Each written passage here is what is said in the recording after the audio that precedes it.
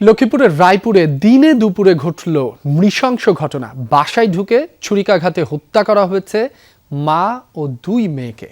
গুরুতর আহত আরেক মেয়েও মারা গেছে ঢাকায় আনার পথে। এ ঘটনায় এলাকাবাসীর পিটুনিতে মারা গেছে সন্দেহভাজন এক যুবক। কি কারণে একই পরিবারের চারজনকে হত্যা করা হলো তা এখনো নিশ্চিত নয় পুলিশ। কিছু বলতে পারছেন না স্থানীয়রাও। লক্ষ্মীপুরের রায়পুর উপজেলার গোডাউন রোড এলাকা। বেলা 11টার কিছু পর বহুতলী ভবন থেকে গগনবিদারী চিৎকার শুনে ছুটে যান স্থানীয়রা। একটি রুম থেকে মা ও 3 মেয়েকে রক্তাক্ত অবস্থায় উদ্ধার করা হয়। ঘরের ভিতরে ঢুকি তাদেরকে কোবান শুরু করছে। 3টা অলরেডি মারা গেছে, একটা ঢাকা নামার পথে মারা গেছে।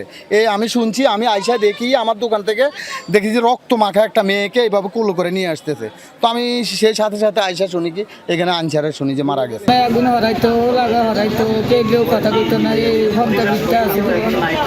দ্রুত হাসপাতালে নেওয়া হলে মা শাহিনুর বেগম, বড় মেয়ে সাইমা আক্তার ও 4র্থ শ্রেণীর ছাত্রী শিফা আক্তারকে মৃত ঘোষণা করেন চিকিৎসক। গুরুতর আহত অবস্থায় ঢাকায় আনার পথে মৃত্যু হয় মেঝো মেয়ে কলেজ ছাত্রী ইকরার।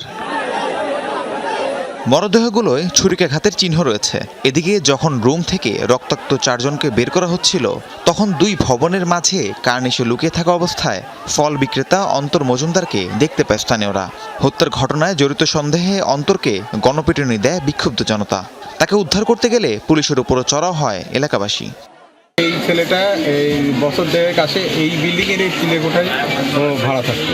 ও একদম ফল বিক্রেতা, ফল বিক্রি করে। তো ওটাকে 1 বছর আগে এখান থেকে আবার চলে যায় লক্ষ্মীপুর সদরে। পরে আজকে পূর্ব পরিচিত হিসেবে হয়তো এখানে আসছে, যেহেতু একই বিল্ডিংয়ে ভাড়া থাকতো হয়তো পরিচিত। এটুকু আমরা এখন পর্যন্ত জানতে পারছি। এলাকাবাসী জানায় নিহতদের বাড়ি কুমিল্লার হোমনায়। দীর্ঘদিন ধরেই তারা সেই বাসায় ভাড়া থাকতেন। বছরখানেক আগে শাহিনুরের স্বামী কামাল মারা যান। এরপর ছেলে সিফাতি পরিবারের দায়িত্ব নেন। অভিযুক্ত ফল বিক্রেতা অন্তরও সেই ভবনে ভাড়া থাকতেন, তবে 1.5 বছর আগে অন্যত্র চলে যান। গণপিটুনির পর অন্তরকে হাসপাতালে নেওয়া হলে তাকেও ঢাকায় রেফার করা হয়, কিন্তু পথেই মারা যায় সে। দেখতে পাই যে একটা ছেলেরে সবাই খোঁজ করতেছে, একটা ছেলে 2 বিল্ডিংয়ের মাঝখানে ছিল। চিলাচিলি শুনছি যে মারপিট হইতেছে, কি জন্য মারপিট হইতেছে সেটা তো জানি না। পরে এসে দেখি কি লাশ বাইর করতেছে। আমরা টিনের চালে উঠে যে মারছে সে আর কি ছাদের উপর দিয়ে আর কি সিপের ভিতরে যাই ঢুকছে। সিপের ভিতরে ঢোকার পরে আমরা 2 জনে যাই, তার হাত পা ভাঙে তারপরে টাইনে বাড়ি হয়েছে। হত্যার সাথে কে বা কারা জড়িত এবং কী কারণে হত্যাকাণ্ড সেই রহস্য উদ্ঘাটনে তদন্ত করছে পুলিশ। রাহিম সারোয়ার, যমুনা নিউজ। এ বিষয়ে আরও জানাতে লক্ষ্মীপুর থেকে যুক্ত হচ্ছেন সহকর্মী আনিস কবির। আনিস, নৃশংস এই হত্যাকাণ্ডের কারণ জানা গেল কিনা? আইন শৃঙ্খলা বাহিনী, পুলিশ কি বলছে?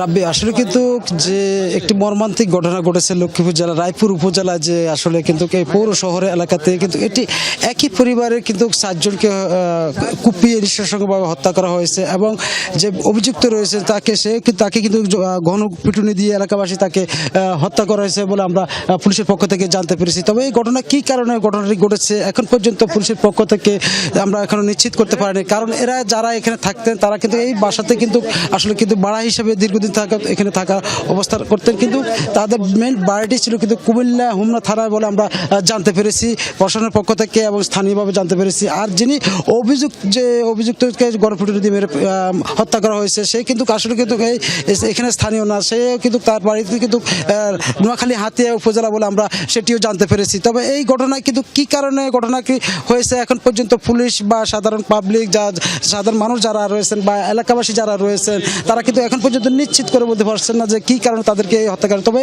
এই হত্যাকাণ্ডের ঘটনা কিন্তু এলাকাতে কিন্তু এক ধরনের শোকের বার্তা কিন্তু তারা বয়ে আসছে, যে তারা এই এলাকাতে কিন্তু তারা যেটি চাচ্ছেন যে তারা কিন্তু সুন্দর এবং স্বচ্ছভাবে চলে আসছেন তাদের এই পরিবারটি, কিন্তু যে কিভাবে হত্যা করা হয়েছে, কেন হত্যা করা হয়েছে সেটি কিন্তু নিশ্চিত না করার কারণে কিন্তু আসলে এলাকাবাসীর পক্ষ থেকে এখন পর্যন্ত তারা উৎকণ্ঠা প্রকাশ করছেন। তবে পুলিশের পক্ষ থেকে তারা যেটি আমি কথা বলেছি, পুলিশ সুপারের সাথে কথা বলেছি, তিনি আমাকে যেটি জানিয়েছেন যে এই ঘটনা কিন্তু একটি হত্যা মামলা দায়ের করা হবে এবং মামলা প্রস্তুতি চলছে।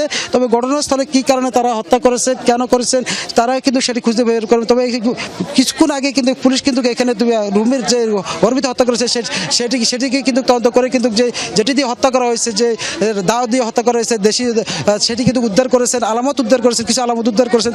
পরবর্তীতে পুলিশ আমাদেরকে সেটি আপডেট জানাবেন বলে তারা আমরা জানতে পেরেছি। রাব্বি, সেই আপডেট আপনার মাধ্যমে দর্শকদের জানিয়ে দিব। আনিস, আপনাকে ধন্যবাদ।